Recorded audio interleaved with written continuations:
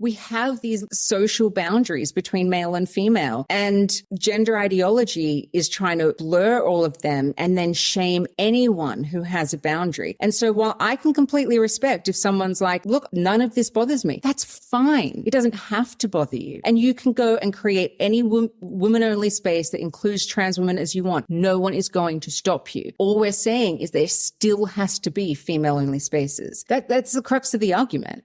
Sall Grover, thank you so much for joining me today. Thank you so much for having me. All right, so you are a very outspoken proponent of women having single-sex spaces.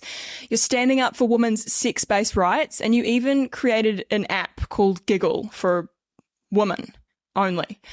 I'm interested in what led you to become so passionate about this issue. To be honest, I didn't think that it was that much of an issue. Like, I created an app for women thinking that that was like one of the most normal things you could do. I didn't know that there was any controversy around that. So in terms of now being outspoken about it, that's very much come after the fact that I created an app. So basically I created an app for women to go on to find roommates, or we had the lesbian dating component, or just we had a place where you could just like sort of like, it's like tweet, but like just to women about like whatever you wanted to talk about, just chatting with women. It was just a place for women to like connect and support each other, basically. And I mean, you would have thought that I had like created like the seventh circle of hell. We were inundated with abuse from trans rights activists before we'd even properly launched. And I didn't even know there was a thing of a group of people called trans rights activists. So they inundated the App Store and Google Play with 1-star reviews. They inundated the app. They did like kill and rape turf profiles. It was like horrific. And so I was like, well, what's going on? And I researched it, and I found all of these women online, and some that were getting some media at the time. This is beginning of 2020, who were saying like, there's this real problem. There's this conflict of rights of these men that are saying that they're women. There's policies that are saying that they actually are. And I was like, what are you talking about? Like, how, what does this even mean? And so I just kept researching it, and I just found out that all of what the women were saying were like, they weren't telling a word of a lie, that laws had actually been changed in the favor of these men to say that they were women. There was no like, just like a polite courtesy that you might be like, oh, okay. Like, you know, like, I mean, if a guy wants to wear women's clothes, like who gives a shit? Or, you know, or even like, you know, if you just wanted to be polite to him, whatever, it wasn't that. This was like, you have to believe that this man is an actual woman. And so then it begins to think like, what does a woman mean? What does this mean for women? And I just sort of worked out really quickly that it was a really, really big issue. And even beyond just women's rights or female-only spaces, this was like an issue of freedom of belief and freedom of speech. Like, this is just like catastrophic of what could happen, because it's one of those things of like, and it might sound crazy when you say it, but if they can make you believe men are women, they can make you believe anything. So I was like, this is really bad. And so when I started speaking out about it, I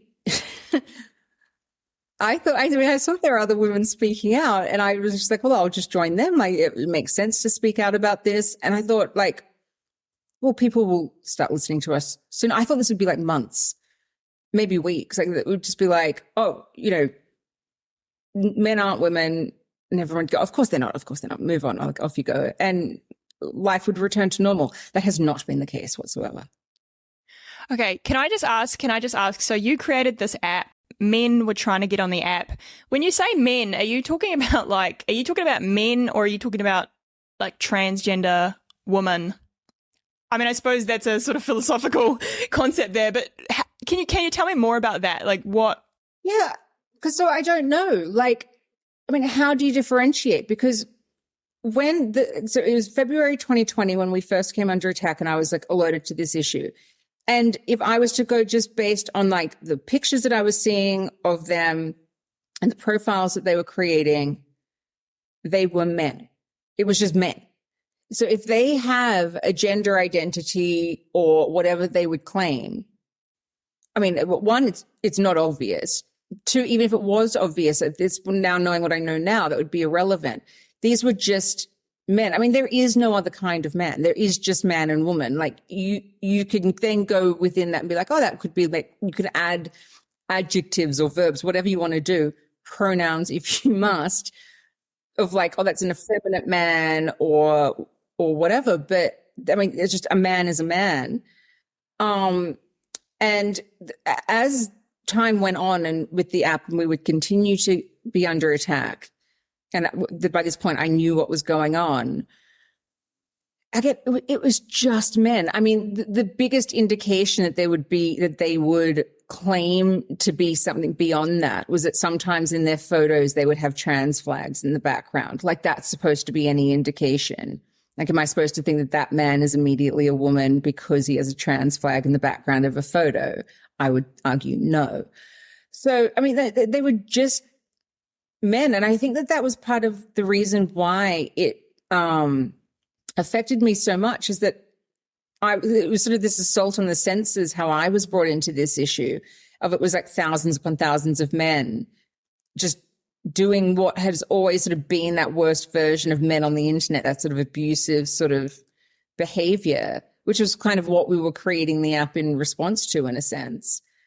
And then to be told, oh no, but you have to let those ones on because they say that, like, I don't think that sounds right. So yeah. Are you able to go into that? So you were saying you were responding, you created the app because you were having issues with men. Are you able to just sort of give me some sort of backstory into what experiences you were going through that led you to create the app?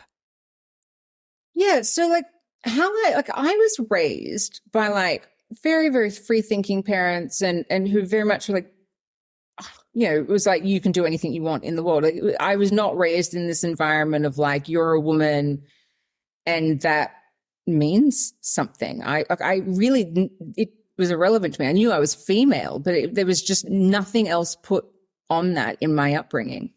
And I have one brother, and we were raised basically identically. And then when I went to Hollywood in 2009.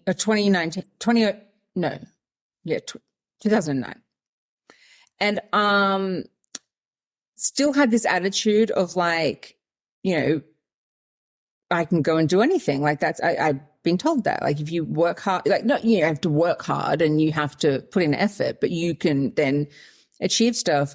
And I got to Hollywood and it was relatively easy to get into the industry. Like, I sold a script, I think it was about a year, give or take, which meant I got a visa and agents and managers and everything.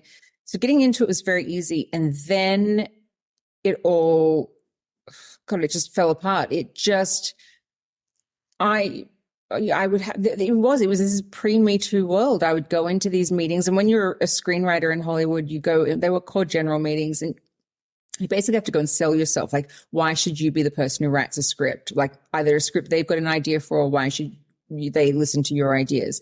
So you've got to sell them on who you are as a person, and, you know, just sort of the themes that you're interested in exploring in your work.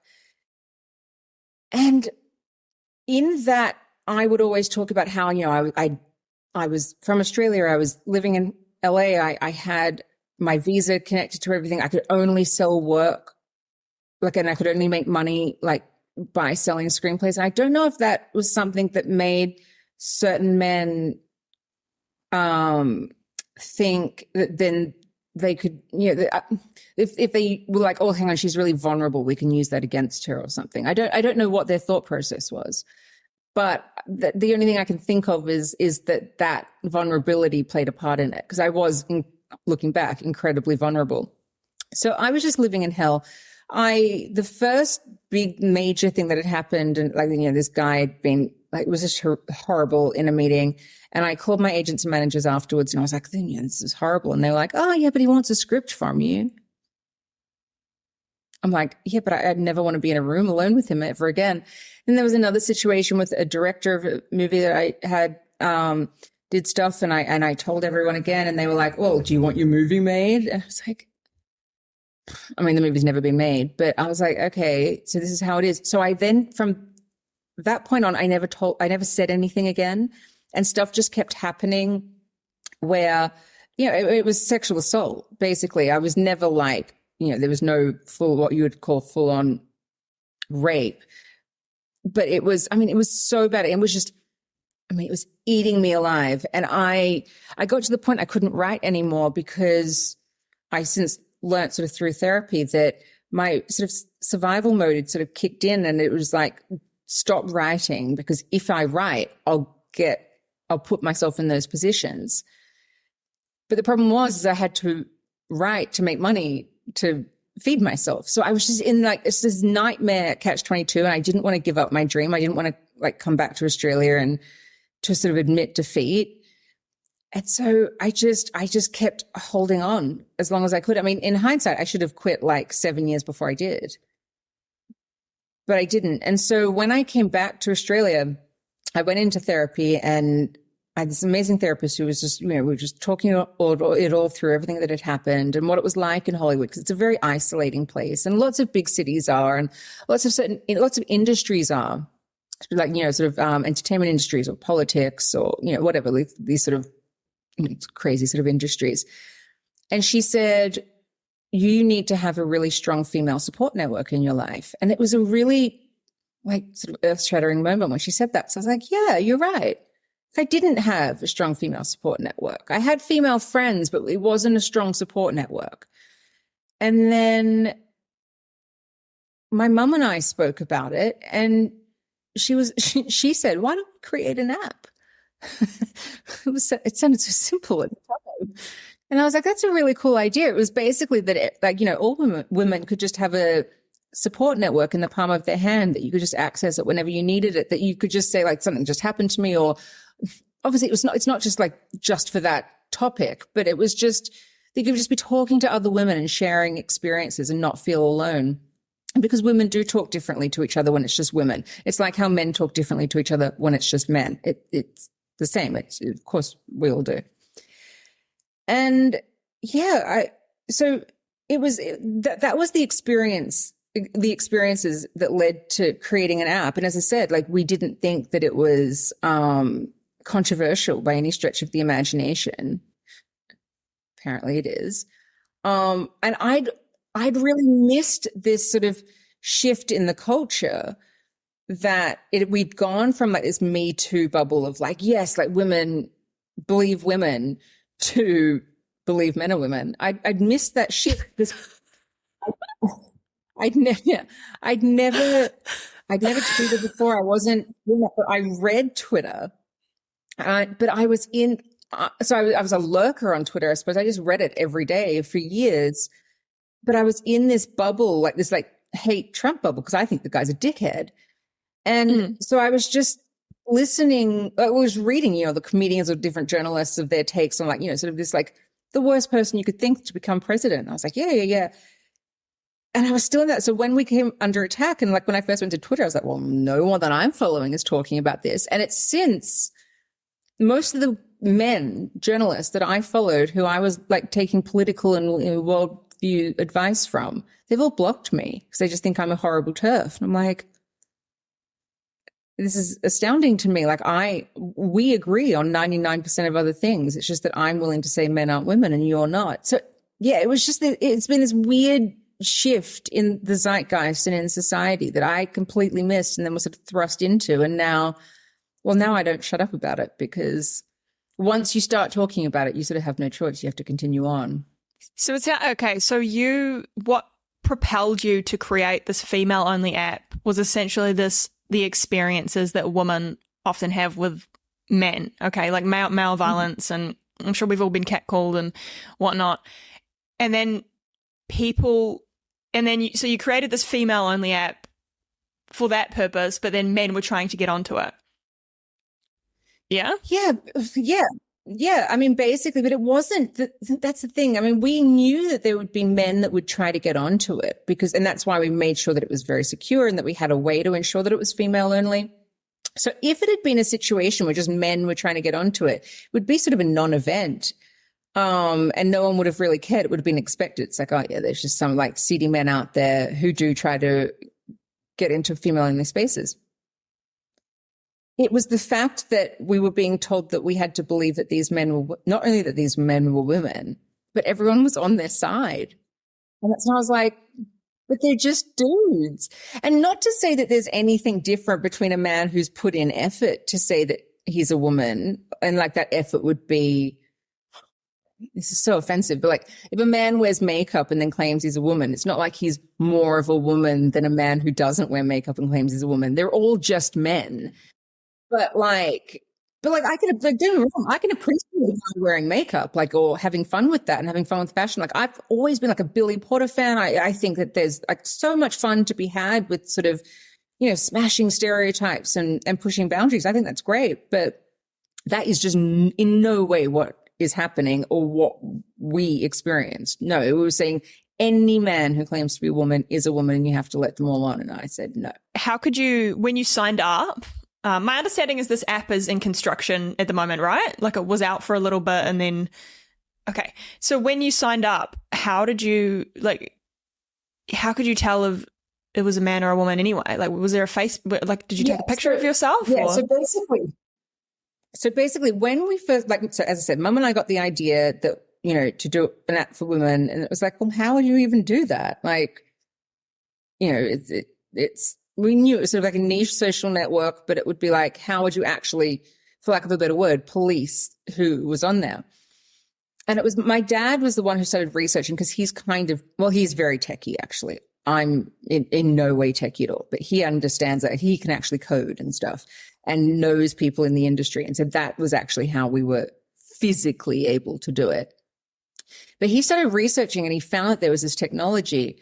And unfortunately, it's called gender recognition stuff, but they're using gender how we used to, or like frequently use gender, which was as like a polite synonym for sex, especially in America. They did, you know, instead of on a form, instead of saying like, "What's your sex?" it would say, "What's your gender, male or female." That has been co-opted into this movement, but that was just it was a synonym for sex, and so. When we found out that basically there was this technology where we could have, when people were onboarding, they would just take a selfie and this software would scan it and say a likelihood of whether that was male or female. And then we'd just be able to check it and be like, yeah, verified, that's all cool. And I was like, well, that's fantastic. That's the least controversial way to do this. And how wrong could I have been? My reason for thinking it was not controversial, yeah, was because you must have just been like, "What the fuck?" Carry on. I could not have walked more blindly into this issue. But my thought of why it was not controversial was, well, we all take like 1 million selfies a day, so taking a selfie is not unusual.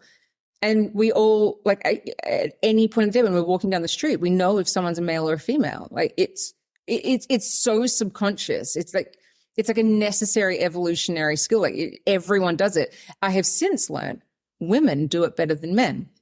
Men aren't quite as good, like tiny little bit less good at telling if someone is a male or a female than women are.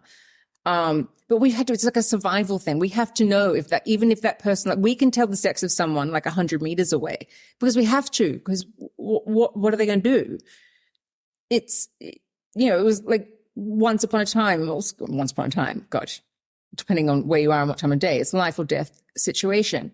So I mean, I just didn't think that saying, like identifying this photo of someone as female would be controversial in any way. But that's how we did it. And that was one of the things that the activists really had a problem with, that basically were using technology as it was something that was just like to help us. It was still human beings behind the scenes. And when you are creating an app and building an app, you actually have to get it approved by the App Store and Google Play. So this is another reason why I didn't know what we were walking into, because you have to, it's not even like just once they go, oh, yes or no. Literally when you from like every build, like there's certain stages of a build of an app and you have to get it approved along the way. And so we even had to get like that technology, I didn't create the technology, but the plugin of it, the software that we were using, we had to get it approved. And at no point did the App Store or Google Play were like, oh, well, we've got an issue here. There was literally no issue until we were like discovered by these activists. So like, that's why I was completely and utterly in the dark. Like, if along the way the App Store had been like, oh, I think this is transphobic, I would have been able to, in private, have the experience of like, what are they talking about? And do we have to change something, or is there a problem here? And I would have gone and done research and realized that there was not a problem. But literally no one alerted me to the fact that men were being considered women, and looking at a person and saying what sex they were would be controversial, until it happened on sort of grand public scale. Okay. So just to differentiate, so because I get what you're saying, right? Like, obviously I know, I'm just trying to understand like what point, because you're pretty, you're very like men are not women, like obviously, but I mean, there's a difference between like men and transgender women, like even though they're both like technically biological males. So the issue, so you have an issue even with, like, obviously men shouldn't be in women's spaces, but you have an issue with transgender women being in women's spaces and being on the app.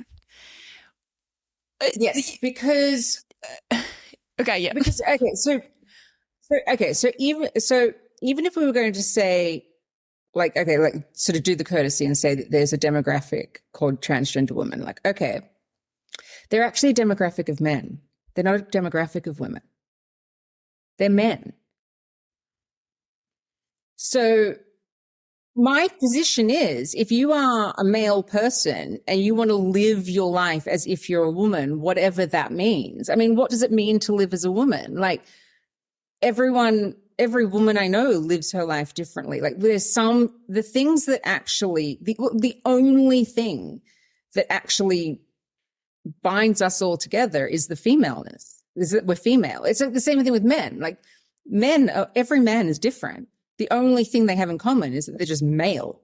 There's no right way to be a man. There's no right way to be a woman. Like, that's just your biological sex. How you want to be as your personality. I mean, you can be anything. Like, if we were in like an actual progressive movement right now, we'd be in a movement that said, oh, men can wear makeup, men can wear dresses, and that, just sort of be really, really feminine. And that would be fantastic. Like, I would be like in the front line fighting for that, 'cause I think that's really great. And that women could be really, really masculine and like whatever. But women actually, to be frank, have actually fought that much better than men ever have. It's masculine women, even though there's still, don't get me wrong, a lot of pushback, it is more accepted than it is for like a man to be really feminine. So if you think back to like, I mean, you might be too young, but like in the early 2000s and sort of the David Beckham era, there was sort of this metrosexual male that sort of came up that found it was just sort of like a hipster or or any sort of demographic, like a goth or whatever. Everyone always had these like stylistic things, and a metrosexual was one of them. And men were caring about like their hairstyles and what they wore and skincare and things like that. And it was like sort of and David Beckham was sort of the face of that. And because it was the juxtaposition of like this footballer, but he cared about this other stuff as well. And I remember there was some pushback at the time, because there was there's some of those like shitheads that'll be like, men have to be men. And you're like, but what does that mean, men have to be men? Why can't men moisturize? Like, how does that make anyone less of a man? Like, what's the measure here? Because it's all meaningless. It's just words. It's people's ideas of what people should be in their heads, and everyone has them. So in a sense, that's fine. But the situation we're in now is we're saying that those ideas and those perceptions that people have in their heads, not only are they true, they're legally enforceable. And you're like, what? Like, this is absolute nonsense. Like, it's not like I'm against someone, like even a man. A man can say he's a woman all he wants. Bless him. I have no problem with this. I only have a problem with it if I am being forced in law to believe that. Or someone's going to lose their job for saying, oh, I don't think he's a woman. Like, if there's punishment on the other side of going, well, like, I support his right to be however he wants, but my perception of reality says no. that's sort of where the rubber hits the road here. It really just comes down to everybody having rights here. And that's just not the situation that we're in. So how does, okay, whew. How, yeah. I just don't understand what is it that irks you about this. And I'm assuming it must be this person, this particular activist on your app that is taking you to court over not being able to get on your app. Why don't you tell me a bit more about that? In no way so the court case is Tickle v. Giggle, and in no way is Tickle someone who like specifically irks me or has been like different or was like anything that like changed my perception of anything. No, like not at all. Like, I mean, no. So how would I explain it? Okay. There's nothing that irks me about a man who claims to be a woman. There's nothing that I'm like, oh, there's no personality or character judgment call. I'm not saying you're a bad person. I'm not saying that you're doing anything wrong. Nothing.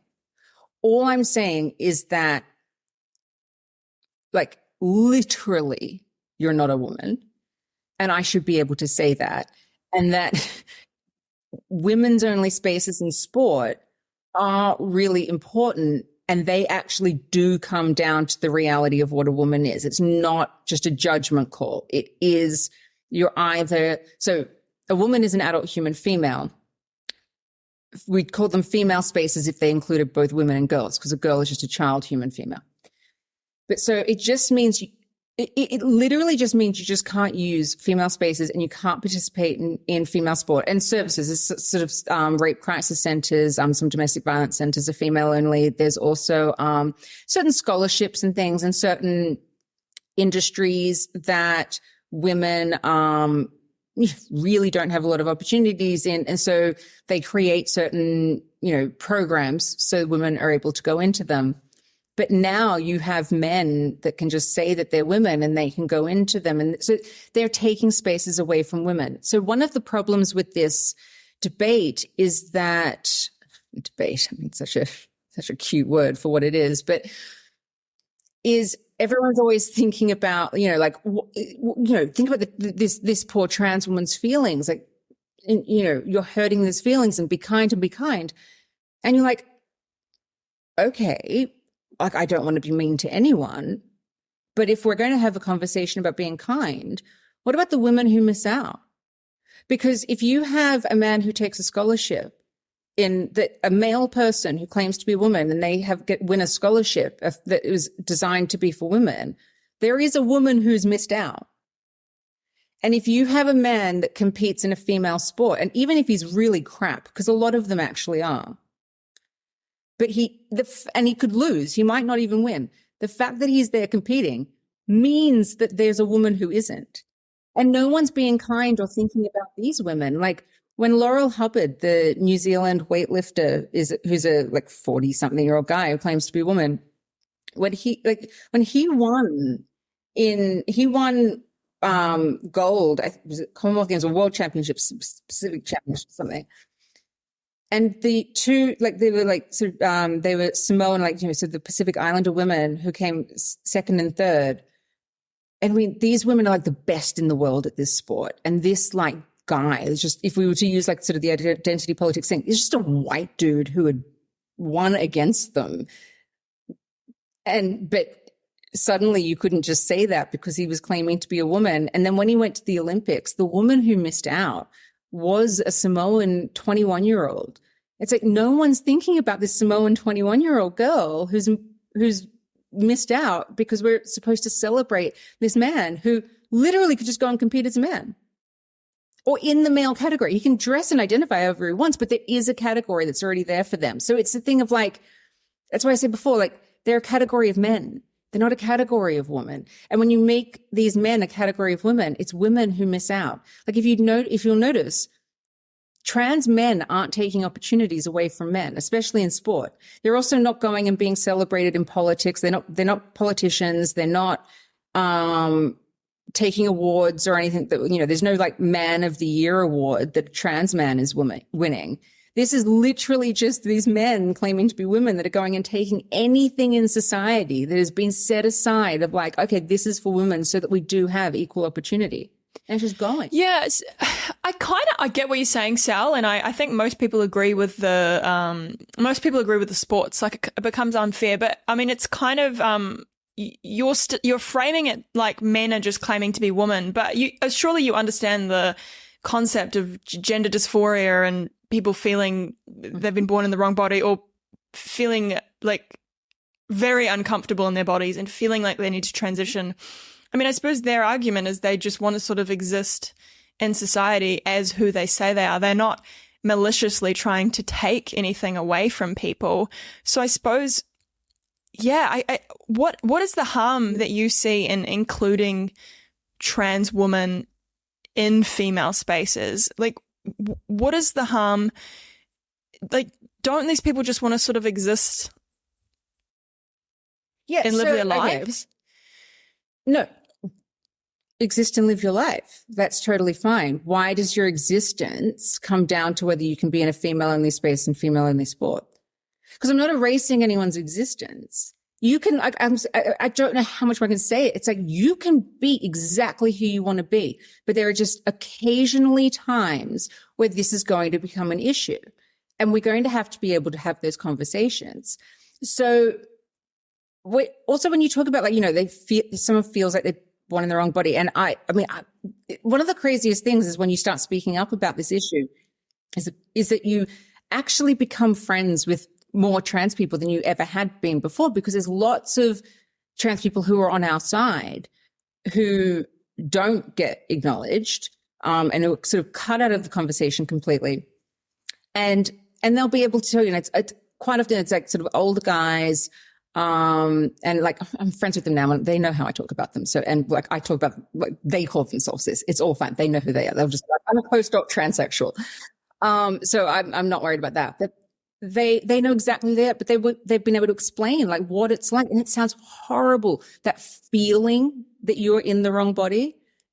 I mean, you wouldn't wish it upon your worst enemy, really, because what a horrible feeling to feel, like alien in your own body. Like, cause we are our bodies. It's not like we're a soul in a body. I mean, if you are going to say that we're a soul in a body, hence we're born in the wrong body, I mean, that's going into a very religious realm. That's like Catholicism. And I'm not that either.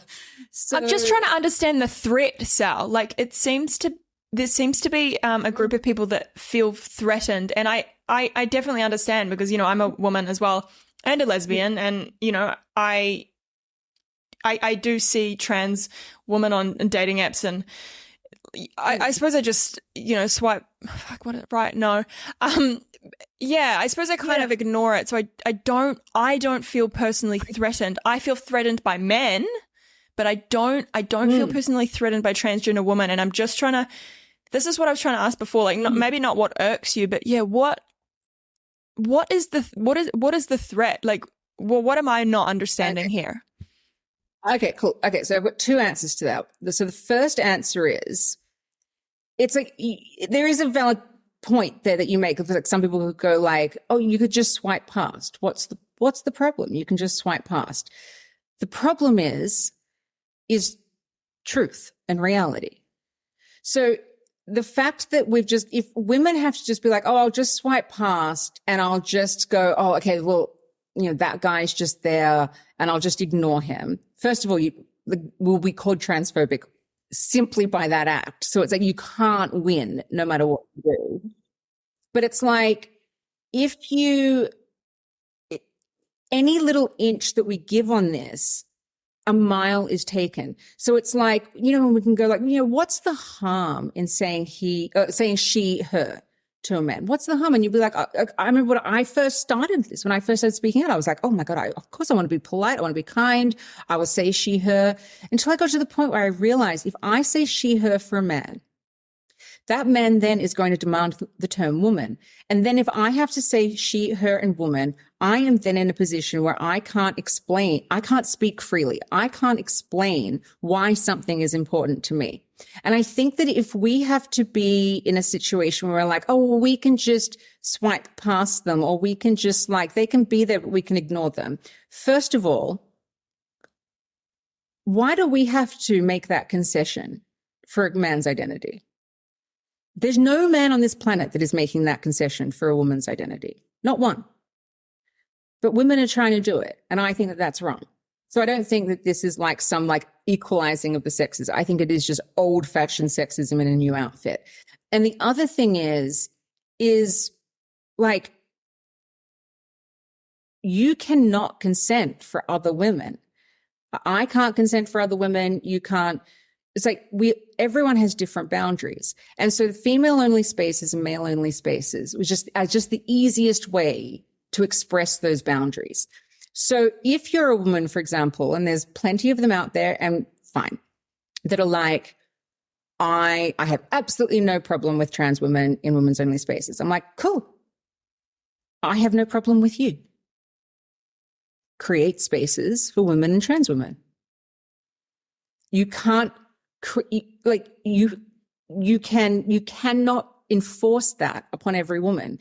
You've got women that are experiencing all different things, whether it's trauma related, whether it is religious, whether it is just children and motherhood and wanting to protect your child and raise them in a certain way, whatever it is, whatever your boundary is.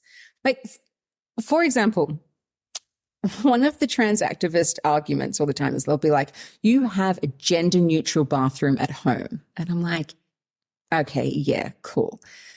But when I lived at home with my mum and dad and I never went to the toilet when my dad or brother were in the room with me. My mum and I, however, often did, because we'd just be chatting. She'd be in the shower. I'd be on the toilet, or vice versa, and you'd be getting ready to go somewhere and you just keep the conversation going. That has never happened with my dad and I, beyond when I stopped being around him, when I was probably 2. It is just different. We have these social boundaries between male and female, and gender ideology is trying to blur all of them and then shame anyone who has a boundary. And so while I can completely respect if someone's like, look, none of this bothers me, that's fine. It doesn't have to bother you. And you can go and create any women-only space that includes trans women as you want. No one is going to stop you. All we're saying is there still has to be female-only spaces. That's the crux of the argument. If we're going to live in a free society, and that caters to absolutely everyone, wouldn't a free society that caters to everyone include female-only spaces as well as spaces that can include women plus trans women? Because at the moment, the actual group being discriminated against is females. It's not the men who claim to be women. They're not the discriminated ones. They'll claim it, and it's being presented as they are, but it's women who want female-only spaces who are the ones who are being discriminated upon. Yeah, my next question was, if trans, so you believe trans women shouldn't be in female spaces, but I think they're still even though, yes, they're technically biological males, they're at risk of male violence as well. So the solution you're proposing is to have female only spaces and then female only plus trans woman. Is that what you're sort of saying? Because they are a vulnerable group still. Do you believe that at least? That they are vulnerable in society or not? The vulnerable group is trans men. They're never talked about. The vulnerable group. But how are they vulnerable? Because trans men, well, occasionally they will pass slightly more in society because beards do a lot of heavy lifting in that scenario. So sometimes you will just, maybe initially won't notice. The moment so we know there's male predators out there, right? The moment a male predator would know that there's actually a female person in that male space, that female is suddenly incredibly vulnerable. And now I've heard a lot of stories about this. I know this happens a lot more, but no one's wanting to go public with it to admit that this is a problem. Trans men are incredibly vulnerable in male spaces. But no one's talking about it because of the lie that the lie we're supposed to be perpetuating, but also the vulnerability of it. Like we just, it's all just absolute nonsense. And so we just keep coming back to like trans women are vulnerable in male spaces. Are they? Where's the data? Because I mean, as I said, like the male people I'm friends with who are what they would call themselves transsexuals use male spaces. They're like, there's no problem. Men do not have a problem with this. Would there be some times where there would be? So I'm sort of thinking bathroom areas there. And so maybe like sort of change rooms, like, yeah, I mean, if you are a man that's had like a boob job and stuff like that, yeah, like being in a male only space could be odd. Okay. So let's create male, female, and unisex spaces. That's all that. So you still don't think a trans woman who's like full on like done everything to pass should be in a female space? Is it because female? Okay. Yeah. It just comes down to that. But it's like we can cater to this issue in society. I'm not saying it's just like female only spaces and then like leave everyone else adrift. I'm like, we can come to solutions here, but we have to be able to have the conversations, and just calling women bigots and shutting it up and saying you're anti-trans and blah, blah, blah. No, we would like to find solutions for you, but you're going to have to come to the table and talk about what those solutions are. And you're going to have to accept that men going into female spaces, no matter what that man says or what he looks like, is not welcome. So what are the other solutions on the table? That's the compromise. The compromise isn't, if you've if you've had all the surgery, then you can come in. That's not it. The compromise is going, we need to find a space for you. And trans activists will say, oh, you're othering us. And it's like when women campaign to get women's toilets out in the world, which because didn't happen organically. Women actually had to work to get these. It was called the urinary leash. Women didn't have public toilets in like the 1800s, or up until like the late 1800s. And so they couldn't go far from their house because they would need to go to the bathroom at some point. And so it made women stay home. It was part of this thing that kept women in the house. So female-only spaces were part of what got women out into society. In the developing world, they're building more and more female-only spaces, like female-only bathrooms, to get more girls to continue education. Like the data is in on all of this stuff. It's just, we are just having such a regression here in the Western world. So if there is a need for a third unisex space, or even a fourth, okay, we'll have if we were just having the conversations, being like, okay, is it needed? Where is it needed? Like, is it change rooms, bathrooms, blah, blah, blah, in all government funded office buildings? Cool. Like, Louise Elliott, who's a councilwoman in Tasmania, she suggested this, that all Hobart City Council funded bathrooms and change rooms have a third unisex option. She was called transphobic for that. She was then made to go to sex and gender re-education classes by government, essentially. And in the person leading the sex and gender education class was a trans man who said, I don't go into women's spaces because I'm taking testosterone. I have a beard. I look like a guy to a lot of women. And I don't go into male spaces because I'm scared. So I use, any third space that's available to me, or I don't go. And Louise is going, I'm here for suggesting that. I'm being punished for suggesting it. So this is where we can see, and track that the unreasonable ones aren't us. And we're happy to come to a solution. It's just the solution has to be reality based. That's it. I don't think we're asking that much. It's just if we can have, a situation where like, yeah, okay, like, so certain places need extra change rooms. Okay, fine. The one place where I'll say it's really interesting when you look at it is prisons. So a lot of men who claim to be women are being put in women's prisons. Now, you can Google it. There's just so much data on this, is that of just the sex offending rate, and there are rapists in women's prisons all around the world. This is just an absolute disaster. And women in prison are some of the most vulnerable women in the world. And a lot of them are there because they've experienced a life of male abuse. That's led to them, just drugs, prostitution, theft, sort of things. And they've just really just really horrible lives. You want to help these women.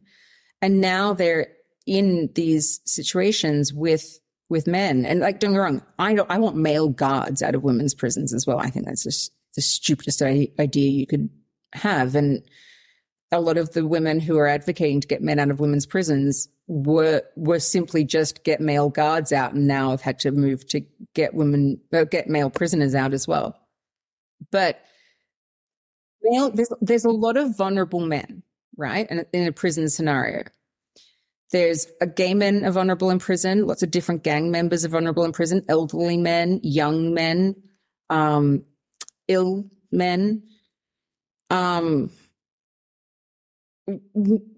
men with a gender identity are just another type of vulnerable man to cater to in a men's prison. And so if you look at that, and in the grander scheme of things, are these men just another type of men vulnerable men that need to be catered to just in society? Then we can start having conversations, and we can go, okay. And we can also start having conversations with other men. Don't attack a man because he's wearing women's clothes. But where's that conversation? It's all just, oh no, the women are the turfs, they're the bigots. None of this like, hey, men, don't do anything bad to these guys. So they're getting off. Like, nothing is happening to the men here. It's just all the women's fault. So I just won't accept it. This is just such insane sexism. I just can't fathom how anyone is really accepting it in any meaningful way. So to sum up this conversation, it seems to me like you're worried about male violence against women, and that's sort of why it's a hard no for trans women in female spaces, because it seems like anyone can just identify as one, as opposed to okay. So what's my first element, just quickly to answer that, my first element of it. But then my second element of it is it's just not true. And I just really, I don't know if it's the writer in me, whatever it is, when someone is telling you that you have to believe something and you're like, but it's not true, or you have to say something and it's not, and you're like, but it's not true. I have to fight against that, because there's just so many rights that go away from that. So while, yes, male violence and just protection of women and us all being able to have boundaries, that's how I got into this. That is what primarily I'm fighting for. But my next big thing is just freedom of belief and freedom of speech. Because if we don't have that in society, we've got nothing. And so this issue to me is bigger than just women's rights. I think it's short selling it to say it's just about women's rights. Like, gender ideology is really, it's taking over everything. I mean, we're in Australia right now, we're dealing with the fact that the Australian Human Rights Commission will not allow a lesbian event to happen if they don't allow men in them. I mean, that is actually what's at stake. Really? So, so the Lesbian Action Group, it's a lesbian group, and they organize lesbian events, like sort of, mingle events type thing. And they wanted to do a female-only lesbian event, like there's any other kind. And so they applied for an exemption to the Australian Human Rights Commission. And the Australian Human Rights Commission has done their preliminary review that they've released. I think their final verdict comes out either tomorrow or early next week. But they've already said no. So you're in a situation when lesbians can't hold a public event without men who claim to be women there. But lesbians don't do dick. They don't do, it's not even just the dick. It's just the whole man. It's just the maleness. Like I've you listen to lesbian women talk about this, and they're just like, it's just the maleness. And so you can have a guy there wearing a dress. It's like, I'm not going to see you as a woman. Why should you even be here? But they're being told that they can't. And Lesbian Action Group's quote on it, I think it just perfectly sums it up. Basically, in Australia right now, lesbian women can get married. They have the right to get married, but they don't have the right to hold an event to meet a wife where they could meet one. And I'm like, yeah. So this is where it's just like trans-only events happen all the time. All the time. No one's protesting them. No one's shutting them down. No one cares. You can have your trans-only events. So wouldn't a free and perfect society be, you can have trans-only events, you can have female-only events, male-only events, whatever you need, whatever is needed. We all coexist in this colorful world together. But occasionally there might be a night at one place, one restaurant that you can't go to. The world's not going to crash. Wow. Yeah, I mean, it all sounds very intense. I suppose I probably need to do a bit more research to figure out what's happening, but yeah, I mean, I guess I don't know how you're feeling. It is intense because it's so stupid, but at the same time, you're just like, hang on, what's really going on? And for me, what I felt, because it's not like I'm like this like horrible, hateful human being. I hate that we've been painted as this. Your empathy is attacked. That's what I hate about gender ideology is it's gripped everyone's empathy. And we're all good people and we want to be kind and we want to be empathetic to everybody, and we are. But then we're being told that if we trust our instincts, then we're hateful bigots. And I'm like, no, that is not right. You cannot do that. We just had the Me Too movement of women being able to speak up and say, we want to have boundaries. And it's no accident that it was replaced by something that says women can have no boundaries. This is the perfect thing to stop that conversation. So where do you see all this going? Or where do you hope it would go? For me, so where I hope that it goes, I hope that we go to an actual progressive society where if you are a man who wants to be really, really feminine, and you can be, but you don't even have to say that that's living as a woman. You're just feminine. Because none of these men are living as women. There's no such thing as living as a woman. So if you just want to be a guy that wants to wear like clothes that would be typically worn by women, wear them. If you want to be a woman who does stuff that we would typically know to be for a guy, do it. Like, I think that all that stuff is great. Like when I see a woman, I don't know, doing construction type stuff, I think that I'm like, cool. That's the coolest thing. Or when I see a guy, like I love guy hairdressers or makeup artists and things like that were typically female jobs. I think that's great. We live in a society where you can just sort of mix and match, do whatever you want. Just so long as you're not telling anybody else they have to believe something that isn't true, we really don't have a problem. So if we can just get to there, we're fine. But unfortunately, these stupid fucking activists have changed a lot of the laws, and they did it in stealth without us knowing. So while we're told that this is like the most marginalized group in the world, no, they're not. They got laws changed before we even knew about it. Not only that, they got some of them changed before gay marriage. So, like gay people had to beg to be married. Beg. I think it was ridiculous. Of course, gay people should be able to get married. Like, this is just nonsense that it even had to come down to a vote. But because of how laws are written, it did have to come down to a vote because that's how democracy works. So fine, democracy was in play, gay marriage passed. Fantastic. 3 years before that, gender identity laws came into Australia. So they were already ignoring sex. So how did they even work that out in their own heads in the legal system? What were they doing between 2013 and 2016 when they were, because now they're saying there's no concept of sex. The Australian Human Rights Commission has literally said in the case that I'm involved in, biological sex is not binary and it can be changed. And it's like, okay, fine. Well, then what the hell were you talking about with same-sex marriage? Because we were all fighting for people to be able to get married. What the fuck were you doing? And so I don't know if they can answer those questions, and I'd like to hear their answers to them. They won't answer them, unfortunately, but hopefully we can get to a point where they do. And, you know, I mean, this group of people are not marginalized. They've got the laws in their favor right now. I'm the underdog here. Like, I'm like. So you know, what are you trying to do then? Like reverse the laws that were already in? So I'll explain for anyone who's not aware. So the Tickle v. Giggle, which is the most absurd court case name you could have. It's a very serious case with the stupidest name in the world, but it's a total coincidence that it's named this. So a person by the name of Roxanne Tickle, who is a male person who claims to be a woman, wanted access to the Giggle app, which is female only. I said no. He filed an Australian Human Rights Commission complaint against me on the basis of gender identity discrimination.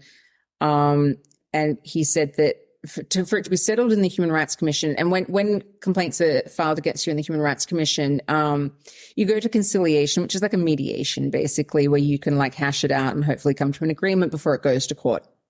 But the conditions for me, what was being put by them, was that I would have to let all men who claim to be women on the app, thereby rendering it useless. Because congratulations, I've invented Twitter. I'd have to go to sex and gender education classes. I'd have to moderate what women talk about, so not to offend men who claim to be women. And I was like, well, I'm not going to agree to any of those things. And also at the time I was pregnant, and I was like, I'm not going. I'm just no. So I didn't go.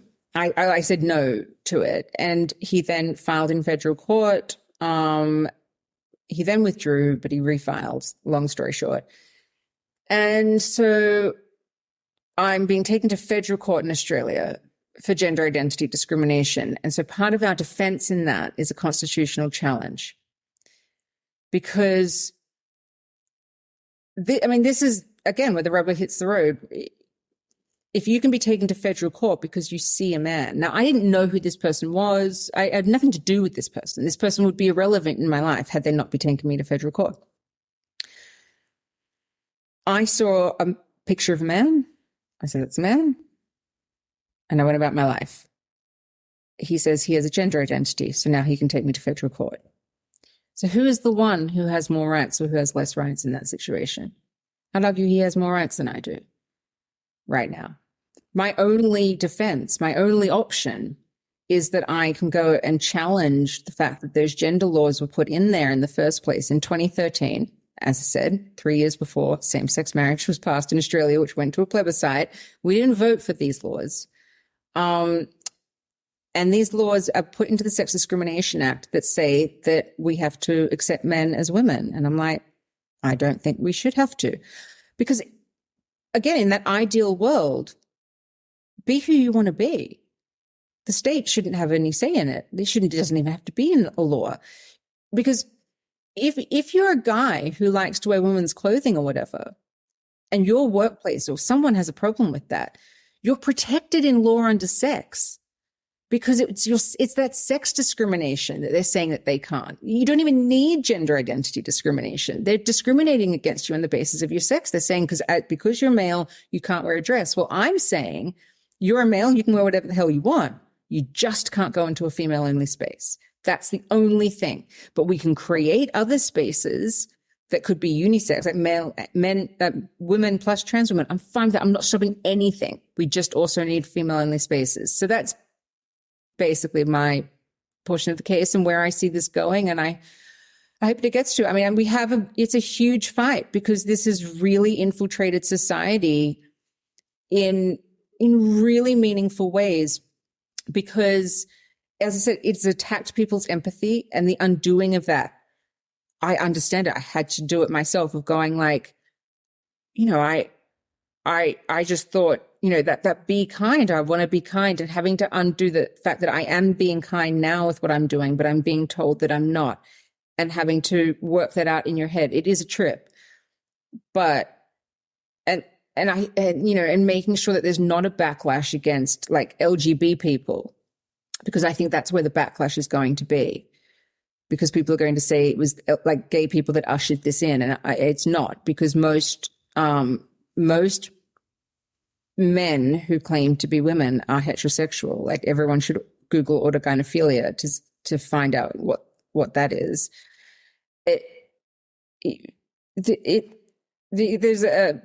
It's said that, that the LGBTQ plus, all the different letters, they say that anything after the B is actually most of the time actually straight.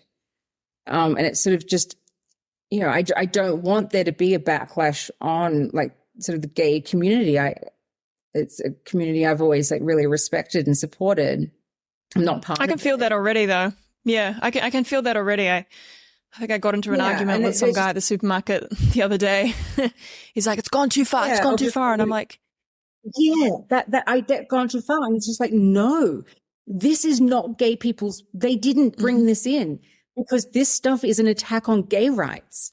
As I said, lesbian events can't happen.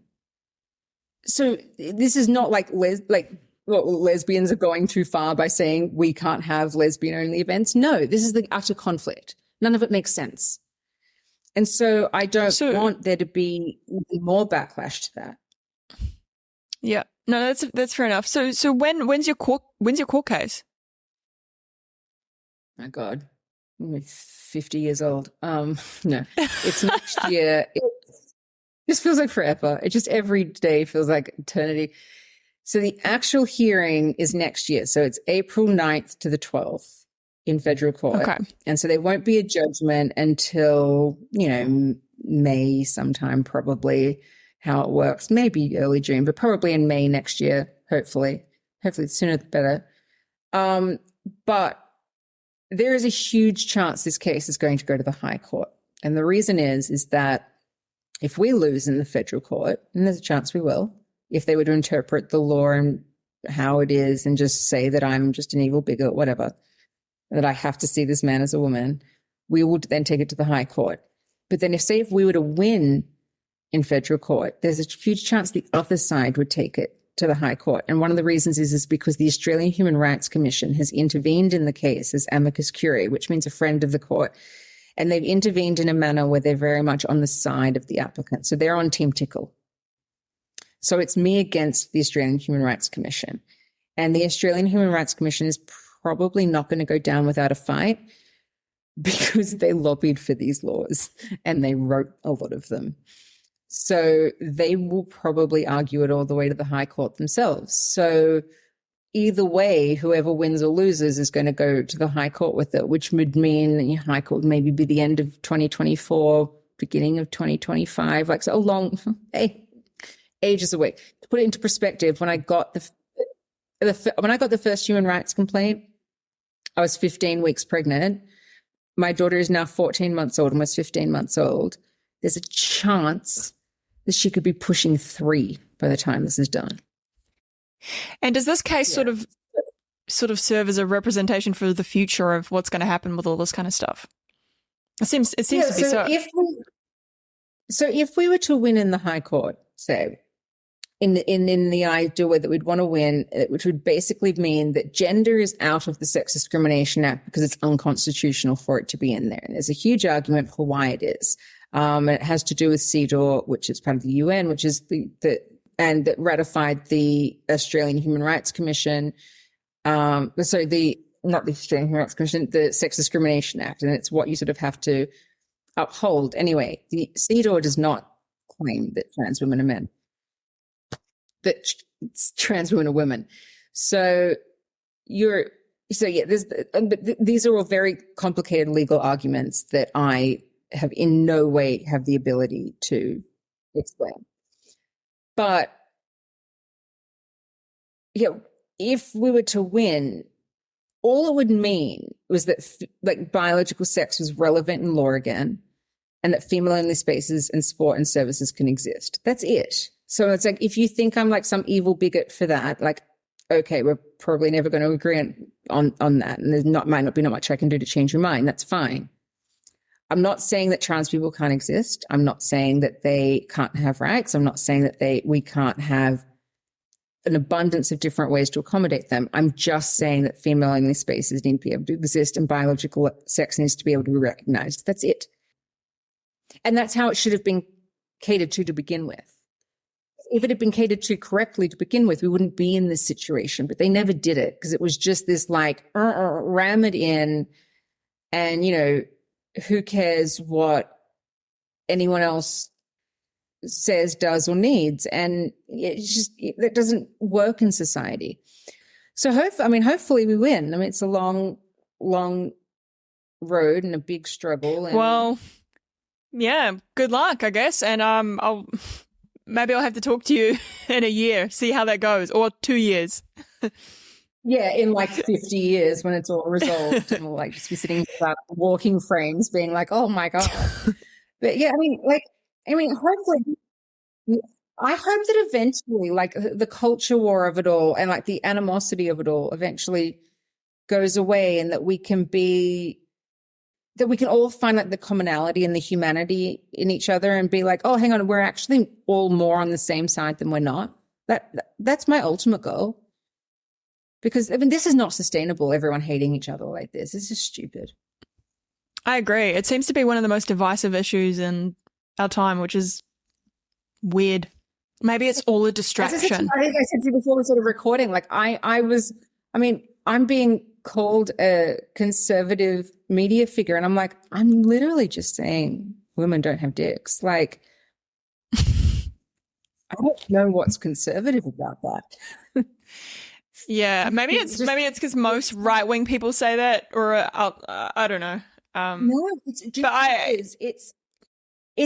the situation is that most people that are saying it is that most people who are saying it are actually very, very liberal lefty people. But because the left won't speak to us, you just go to whatever. Like if you had told me 5 years ago that Sky News would speak to me, but Sydney Morning Herald would not, I wouldn't have believed you because I was a Sydney Morning Herald reader, always have been, not anymore. Fuck 'em. But like I wouldn't have believed you, but the places that I thought were bad that wouldn't be against me or wouldn't speak to me are the places that would, and that they would let me have a voice. So I took every opportunity. And so, yeah, now I'm a conservative media figure, whatever. It's more fun conservative than anything else. Oh, well, yeah. Hey, I think I'll leave it there, Sal. But yeah, thank you so much for coming on the show and explaining your point of view. And yeah, good luck with the case. Where can people find you? Your Twitter, I guess. Yeah, so Twitter is Sal Tweets. And then information about the case can be found at gigglecrowdfund.com. And it lays it all out. It's all very clear there. And it's actually written by my legal team. So they can actually explain stuff that I have no ability to explain. So yeah, that's probably much better to do. Yeah. Okay. Well, I'll link all that in the show notes. And yeah, thank you. Thank you again so much for coming on. Thank you so much.